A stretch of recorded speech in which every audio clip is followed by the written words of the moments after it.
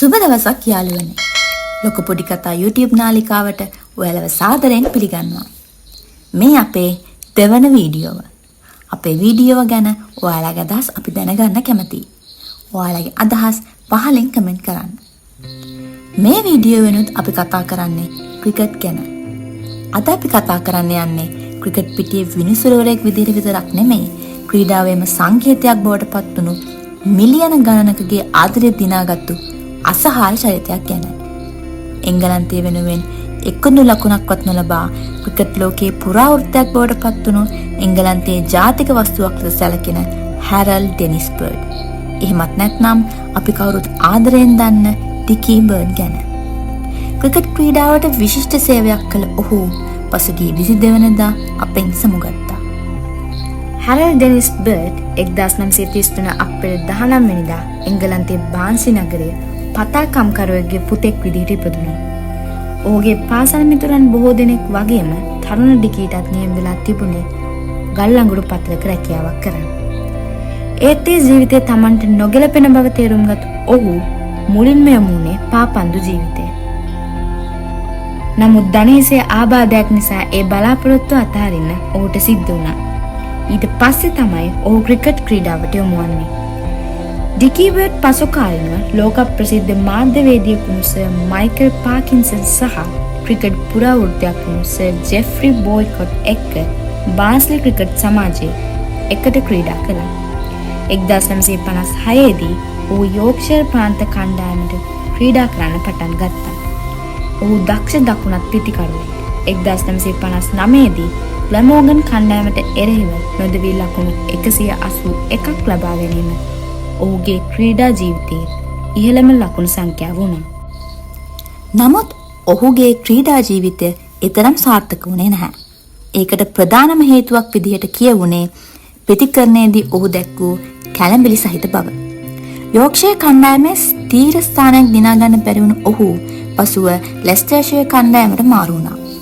අවසානයේදී වයස අවුරුදු 32 දී 1965 දී ඔහු ක්‍රීඩාවෙන් සමුගත්තා.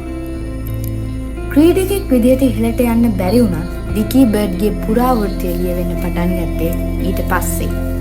පුහුණුකරුවෙක් විදිහට ටික කාලයක් වැඩ කරලා ඔහු විනිසුරුවරයෙක් වෙන්න තීරණය කළා. 1973 දී එංගලන්තය සහ නවසීලන්තය අතර හෙඩින්ග් ක්‍රීඩාංගණයේ පැවති ටෙස්ට් තරඟයේදී ඔහු පළමු වරට ජාත්‍යන්තර විනිසුරුවෙක් විදිහට පිටියට විසුණා. එතෙන් සිට වසර 26ක් පුරාවට ඩිකී බර්ඩ් ක්‍රිකට් ක්‍රීඩාවේ සිටි හොඳම සහ ගෞරවනීයම ක්‍රීඩකයා බවට පත් වුණා.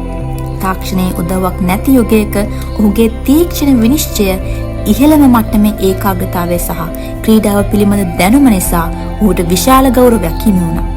ඒ වගේම යෝක්ෂයර් ප්‍රාන්තයට ආවෙනික හාස්‍ය පිටියේ ඇතිවන උණුසුම් තත්ත්වයන් පවා සමනය කරන්න සමත් වුණා. වරක් බටහිර ඉන්දිය කොදේ වේග පන්දු යවන ක්‍රීඩක මල්කම් මාෂල්ට ඕනවට වඩා බංස පන්දු යැවීම ගැන ඔහු අවවාද කළා. තරහගේ මාෂල් පන්දු 4 සීමාව දෙසට විසි කළාම ඩිකී මෙහෙම කිව්වා. මල්කම්, මම නායකයෙක් කතා කරන්නේ. ඔයා ගිහින් අර පන්දු අරගෙන එනවද? මේක ඇහුවහම මාෂල්ටත් hina ගියා. ඔහු කඩළු මුවක් කිරීමේ ඉල්ලීම් වලට ඇඟිලි උසවන්න හරිම මැලි කෙනෙක් විදිහට ප්‍රසිද්ධයි. ඔහු ටෙස්ට් තරඟ 66ක සහ එක්දින තරඟ 69ක විනිසුරුවරයා ලෙස කටයුතු කළා. ඒ අතරට ලෝඩ්ස් පිටියේ පැවති ලෝක කුසලාන අවසාන මහා තරඟ 3ම ඇතුළත්.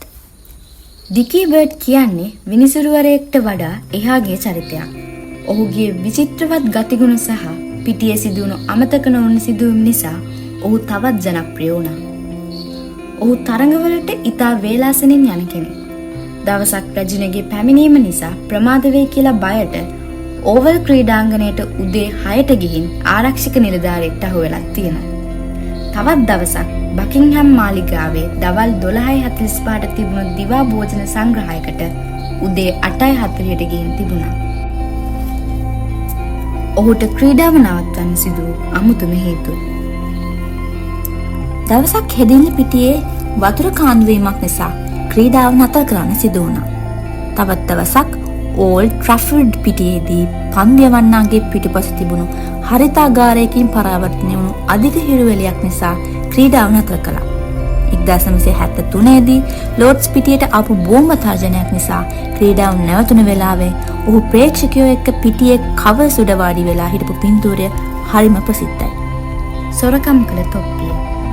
1975 ලෝක කුසලාන අවසාන තරඟයෙන් පස්සේ පිටියට කඩා වැදුණු ප්‍රේක්ෂකයෙක් ඔහුගේ සුප්‍රසිද්ධ සුදු තොප්පිය උස්සගෙන ගියා. අවුරුදු ගානකට පස්සේ ලන්ඩන් බස් එකකදී තමන්ගේ එක වගේම තොප්පියක් දාගෙන හිටපු කොන්දස්තර කෙනෙක් ඒ ගැන ඇහුවාම ඔහු කිව්වලු ඔයා ඩිකීබර්ඩ් මහත්තයා ගැන අහලා නැද්ද? මම මේක 1975 ලෝක කුසලාන ෆයිනල් එකේදී එයාගේ ඔළුවේ උස්සපු එක කියලා. ක්‍රීඩකයන්ගේ විහිළු. ඉයන් බොතම් සහ ඇලන් ලෑම් වගේ ක්‍රීඩකයෝ ඔහුට විහිළු කරන්න හරිම කැමතියි. දවසක් ඇලන් ලෑම් එදා කාලේ තිබුණු විශාල ජංගම දුරකථනයක් පිටියට අරගෙන ඇවිත් ඩිකීට තියාගන්න දුන්නා. ටික වෙලාවකින් ඇඳුම් මාරු කරන කාමරේ හිටපු ඉයන් බොතම් ඒකට කෝල් කරලා ඩිකීව හොඳටම පුදුම කළා. 1996 දී එංගලන්තය සහ ඉන්දියාව අතර ලෝඩ්ස් පිටියේ පැවති තරඟය ඔහුගේ අවසන් ටෙස්ට් තරඟය වුණා. ඔහු පිටියට එනකොට කණ්ඩායම් දෙකම ඔහුට ගෞරව දැක්වීමක් පිරිනැමුවා. ප්‍රේක්ෂකයොත් නැගිටලා ඔහුට ආචාර කළා. ඒ වෙලාවේ ඩිකීගේ ඇස් වලට කඳුළු ඇවිත් තිබුණා.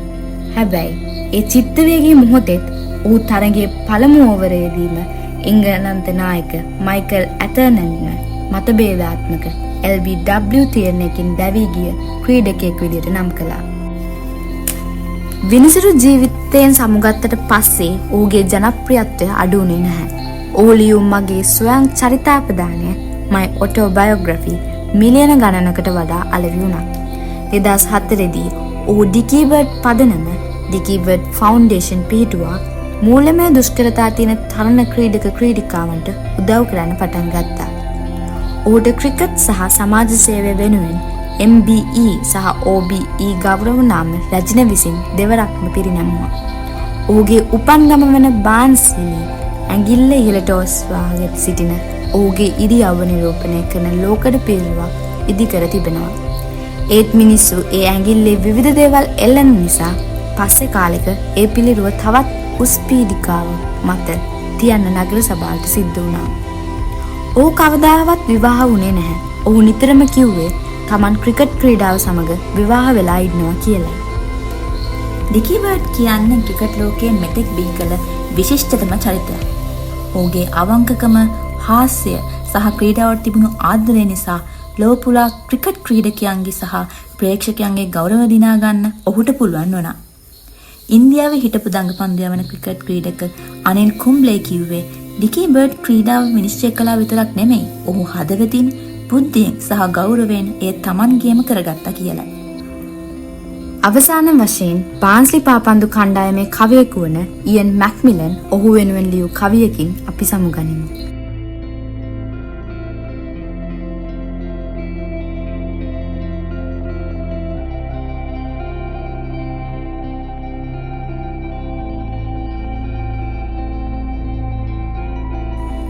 ඩිකීබර්ඩ් නම් ඒ අසහාය ක්‍රිකට් කුරුල්ලාට අපේ ආචාර්යය.